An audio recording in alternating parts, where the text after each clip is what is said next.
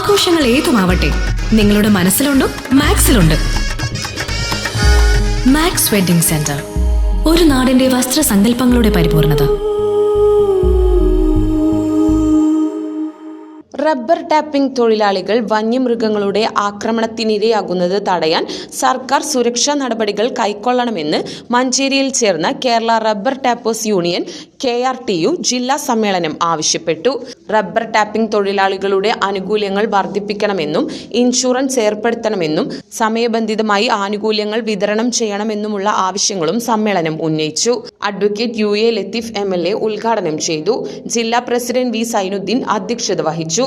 KRTU സംസ്ഥാന president TK Muhammad, സംസ്ഥാന secretary Haneefa Keezhattoor, ജില്ലാ സെക്രട്ടറി AT ദാസൻ ചാത്തല്ലൂർ, സംസ്ഥാന ജില്ലാ നേതാക്കളായ ഏലിയാസ് കുര്യൻ, ഷെരീഫ് അലനല്ലൂർ, ഹസ്കർ ബാബു തുടങ്ങിയവർ പങ്കെടുത്ത് സംസാരിച്ചു. സമ്മേളനത്തിന്റെ ഭാഗമായി നടന്ന തൊഴിലാളി പ്രകടനം മഞ്ചേരി കിഴക്കേ തലയിൽ നിന്ന് ആരംഭിച്ച് ചുള്ളക്കാട് സ്കൂൾ ഗ്രൗണ്ടിൽ സമാപിച്ചു.